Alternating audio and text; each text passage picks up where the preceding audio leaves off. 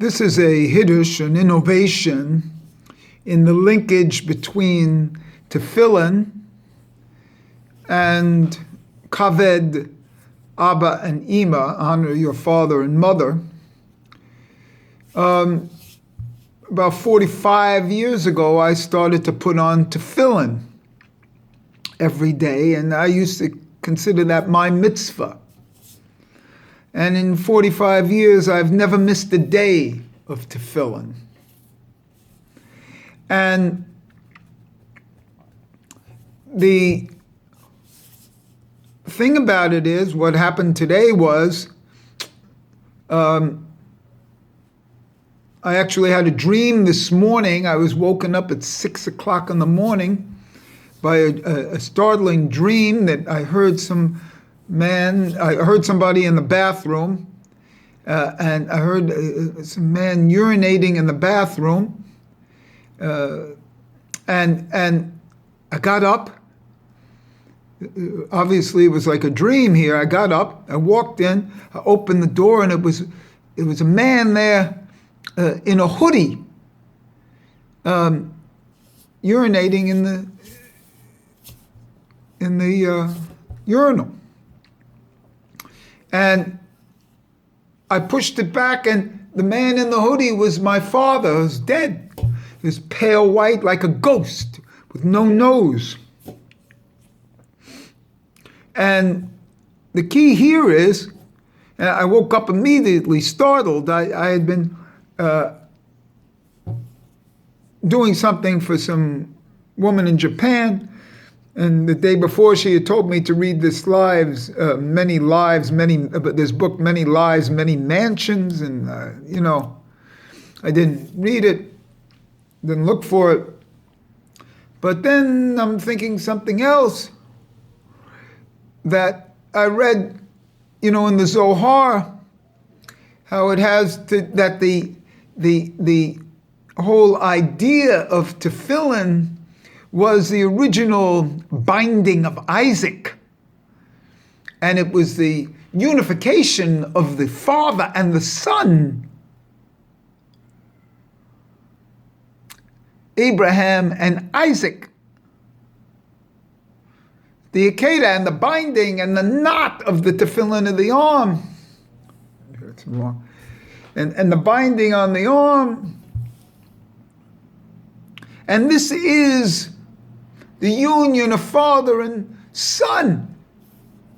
And that's what I did when I was 28 years old. I started putting Tefillin on and that binding. And then later on, my other mitzvah is Kaved, Ava, and Ima. Well, sure, it was Kaved, Ava, and Ima. When I started with the Kaved of the father, by putting on Tefillin. And some information for you that the Tefillin, the Rashi Tefillin, is Yud Hey in the boxes. And then there's another Tefillin, which only married people put on. There's some good information here. And that's the Rebbeinu Tam Tefillin. And Rebbeinu Tam Tefillin, you only put on after you get married. And that's Yud, the last two boxes are reversed in the Tefillin thing. The last two portions are reversed there. And it's basically Yud, Hey, Yud. Yud, Hey, Vav. Yud, Hey, Vav. The last two are reversed from Vav, Hey to Hey, Vav. And that puts the woman on top, so to speak. And obviously, that's the mother. You're getting married, that's the Kaved, Ava, and Ima, to show that you're showing respect to the mother, that you're taking your own continuance of the bayit, of the house. And that's Kaved of the mother. So the two of the tefillins together go Kaved, Ava, Abba, and Ima. Now, I never got married, so I didn't do that, but other ways. But that's the basic thing in the tefillin. So there's a linkage between tefillin and the commandment of kavod av ha'anima. The fifth commandment.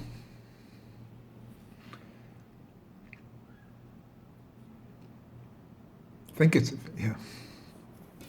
of the 10 commandments.